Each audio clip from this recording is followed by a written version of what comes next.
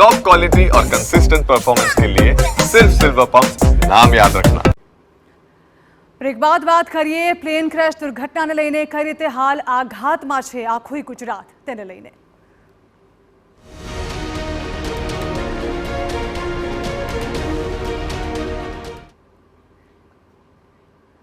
તો Ahmedabad plane crash દુર્ઘટનાને લઈને તપાસનો ધમધમાટ ચાલી રહ્યો છે અને કેન્દ્ર સરકારે રચેલી તપાસ સમિતિ ઘટનાસ્થળની મુલાકાતે છે ત્યારે પ્રિન્સિપાલ સેક્રેટરી પી.કે. મિશ્રા સ્થળ પર પહોંચ્યા। કેન્દ્રીય ગૃહ સચિવ ઉડ્ડયન સચિવ સહિતના સભ્યો પણ હાજર રહ્યા છે। ઘટનાસ્થળની મુલાકાત લઈ કમિશનર કચેરીએ પહોંચશે। અમદાવાદ પોલીસ કમિશનર પણ તપાસ સમિતિના સભ્ય છે। જી.એસ. મલિક પણ તપાસ સમિતિમાં જોડાયેલા છે।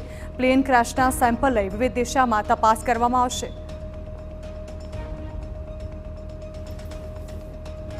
તો ભારતીય સહિત બ્રિટન અને અમેરિકાની એજન્સીઓ દ્વારા પણ તપાસ હાથ ધરાઈ છે।